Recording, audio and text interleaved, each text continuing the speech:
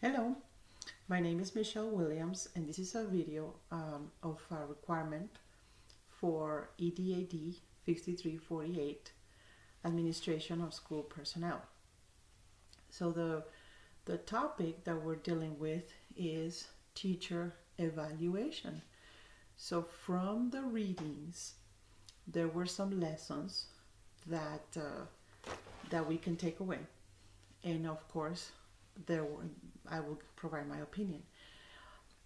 As a teacher, I've been observed and I have been evaluated a few times, and you have principals that have evaluated me. I have had that are very, very thoughtful and thorough in their evaluations, and then you have the other principals that you can tell they're just going through the motions, and if you are a teacher that is performing, there are no issues. They just provide quick, fast, easy evaluation. Now, Marshall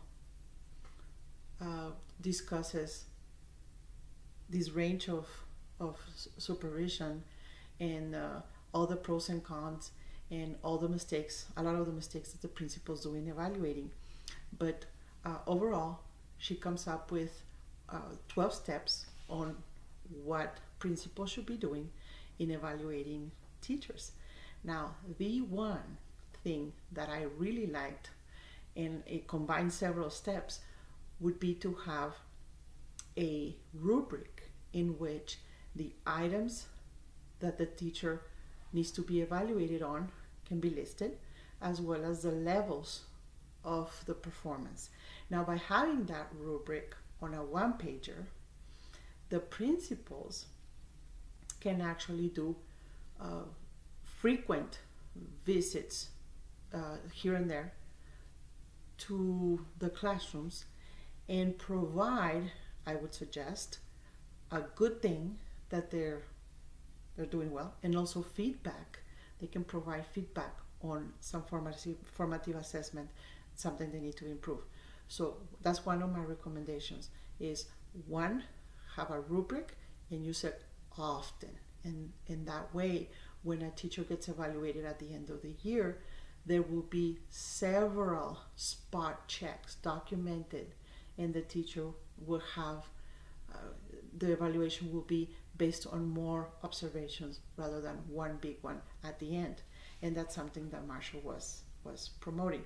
Now, Danielson in her video also suggests that there's a system of evaluating where all the administrators that are going to be evaluating the teachers are trained on how to use it, so that when they both evaluate the same teacher, they have the same outcomes or very close. So that would be the second recommendation for future principals. One, having that rubric, use it often, provide feedback along the year, not just one time. And two, come up with that rubric, have the assistant principals and the principal that are going to be conducting those walkthroughs and visits utilize the tool the same way. And I think that is very, very fair. Be very clear, and that's what Danielson also stresses, very clear on what the teachers are supposed to do, what the teachers are supposed to accomplish, and how, and the evidence. How do you look for it? So that's something that Danielson stresses, which is very important. Now, this is also supported by what Bullman and Deal say in one of their chapters when they talk about structure, organizational structure. They focus on how, they stress on how, by having the right structures, in other words, clear goals, clear authority levels, and how do you handle conflict, and basically who reports to who, what are they supposed to be doing, when, how. If that is all clear, there will be better performance, better morale overall with the teachers, and that supports what both Danielson and Marshall say regarding teacher evaluation and all of that.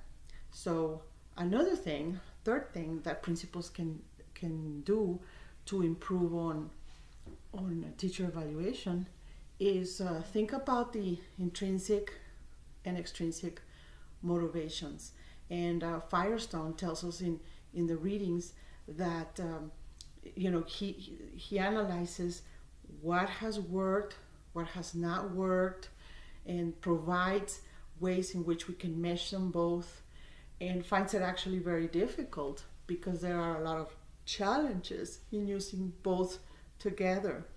But another recommendation that I would say from personal experience is, if you're going to offer incentives, economics to teachers for knowing, their knowledge, or for higher scores, extra work, if you're going to promise economics, follow through. I personally had an experience where there was an incentive grant for those teachers that performed well in the standardized testing. In other words, their students performed well.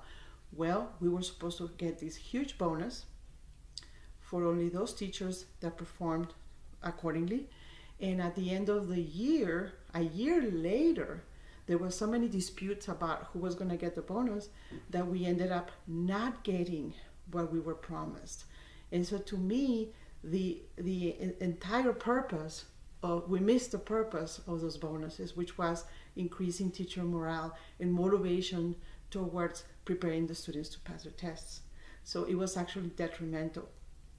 So advice here for principals: if you're going to provide economics, be very clear and follow through with what you said we're going to do with incentives.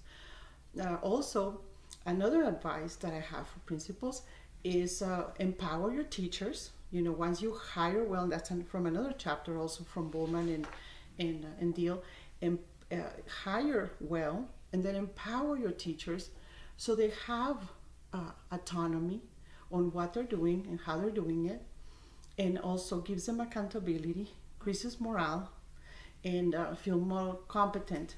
Now, another way that a teacher can become more competent, in case they're novice or whatever, they lack experience, is by collaborating with other teachers, which is another advice for new principals. Collaboration of, let's say, all math teachers on the same grade level is key. Now, they can only collaborate if the principal sets up the stage. In other words, they have common prep periods and so forth. So their principals can actually make sure that the teams, the same level, same subject, have the opportunity to get together and collaborate.